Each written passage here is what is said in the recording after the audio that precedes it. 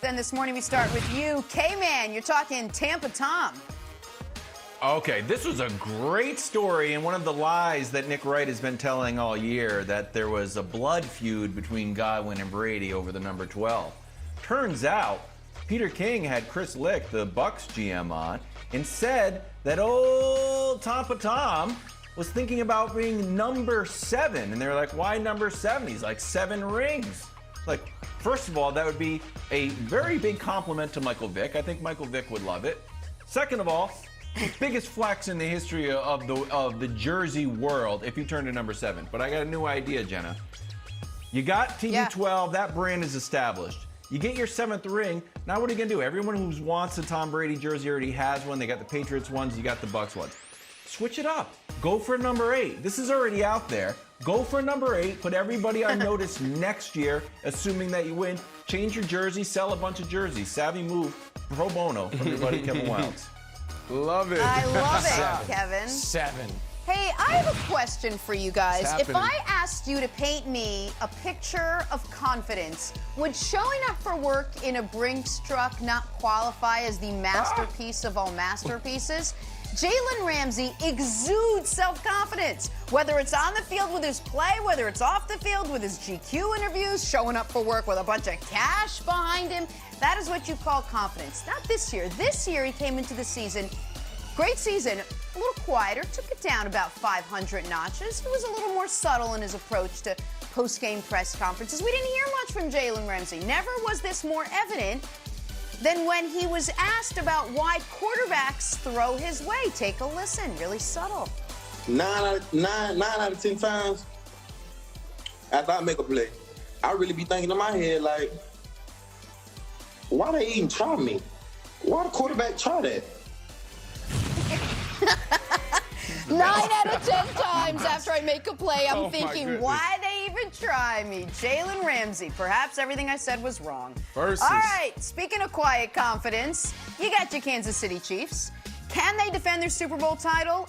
Yeah, they can, for 2 reasons. Tyreek Hill and Travis Kelce, both unguardable, both playing some unbelievable ball. Both can probably beat Scotty 2 Hotty in a foot race.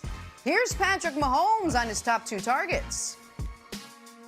They're playing really good football right now. I think that's the biggest thing. I'm just taking what's there, trying to get the ball to the guys in space. I'm never someone that kind of chooses who I'm throwing to. I just throw it to whoever's open. And so those guys have been getting open. I've been able to get them the ball, and I'm sure the Bucs have seen that as well. So I'm sure they'll have a game plan to try to slow those guys down, and we'll have to adjust to that. All right, Brandon, we sort of teased this at the top of the show. I know, he had the smirk going throughout. Can Tyreek and Travis go down as the best receiving duos of all time? Duo.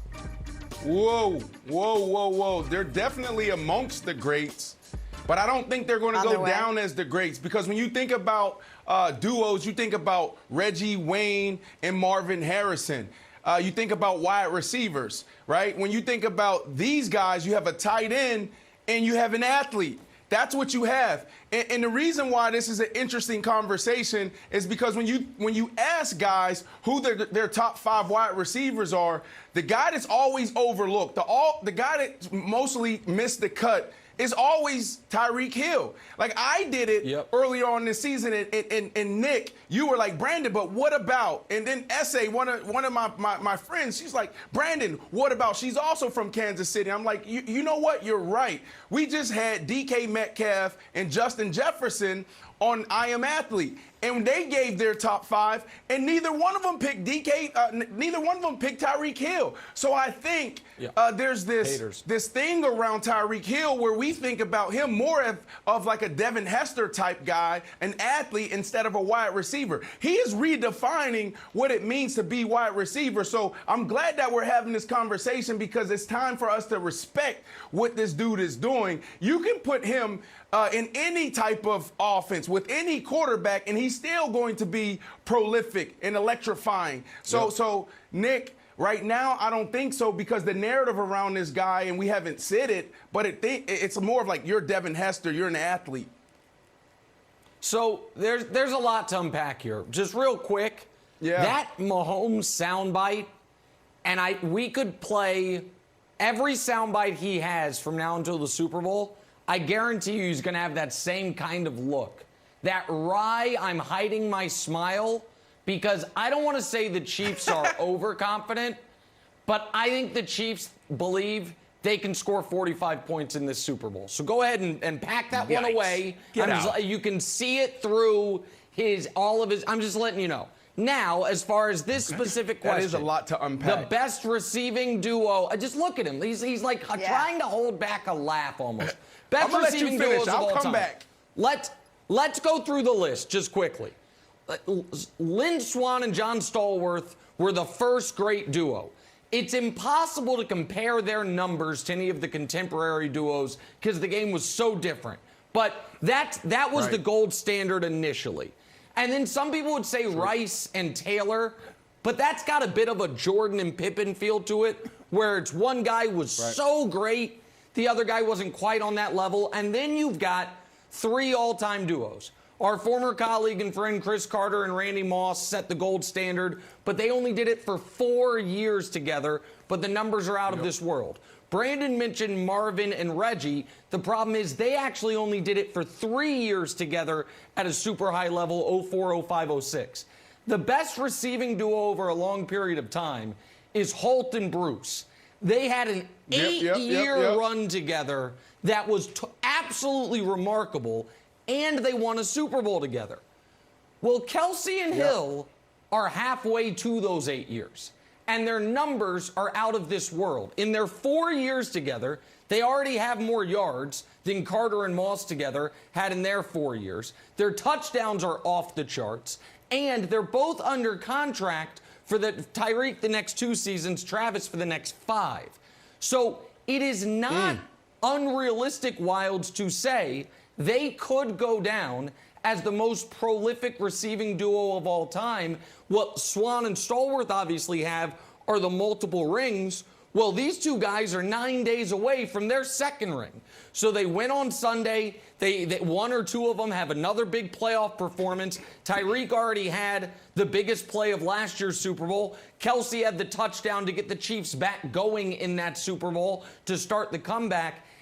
I don't think it's ridiculous to say that a guy who came into the league as a kick returner and a tight end could end up as the greatest receiving duo in the history of the league. Ex-quarterback. Okay. Right. So you know what's interesting about leading up to this week? There hasn't been a lot of bulletin board material. There were for the playoffs. You got people dancing on logos and juju stuff. Yeah. But in the actual Super Bowl lead-up, no one has said anything. So I think Todd Bowles needs to turn to the media and one Nick Wright to get fired up by saying that the Chiefs are going to put up 45 points. But here's the problem. My old buddy Carlton Davis, who has taken on as my second favorite Buck, got torched by Tyreek Hill. So Todd Bowles, you got to figure out what to do with Tyreek Hill here. But best defense is a good offense. Nick, I will bandy this back to you. Perhaps Mahomes has the 2 best weapons. Perhaps Tom Brady has numbers 3, 4, 5, and 6. So I would say that before we get too ahead of ourselves, saying that the Chiefs have some of the best wide receivers of all time, are we sure they have the best pass catchers on the field this Sunday? And by this Sunday, I mean next Sunday. Brandon, yes, I'm sure, because the 1 and 2 are so demonstrably better than 3, 4, 5, and 6. And by the way, Brandon, did you see the graphical disrespect there?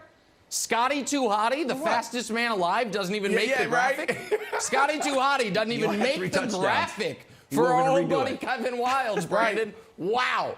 Wild disrespect. Come on, man. You got to show some respect. I like Scotty Too Hotty. 100%. But Nick, Wilds have a point.